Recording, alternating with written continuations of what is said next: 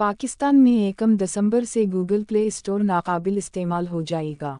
मालूम हुआ है कि स्टेट बैंक ऑफ पाकिस्तान की जानिब से बैनुल-अक़वामी सर्विस फ्राहम करने वालों को $34 मिलियन की अदायगी मनसूख करने के बाद मोबाइल सार्फिन 1 दिसंबर 2022 से पाकिस्तान में गूगल प्ले स्टोर की सर्विस डाउनलोड नहीं कर सकेंगे।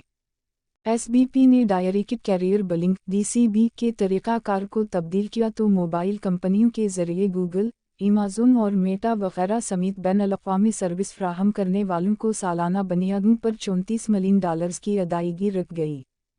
पाकिस्तान सार्फिन अब सिर्फ क्रेडिट कार्ड या डेबिट कार्ड के ज़रिए अदायगी करने के लिए गूगल और दीगर बैनुल-अक़वामी ऐप्स को डाउनलोड करने पर मजबूर होंगे।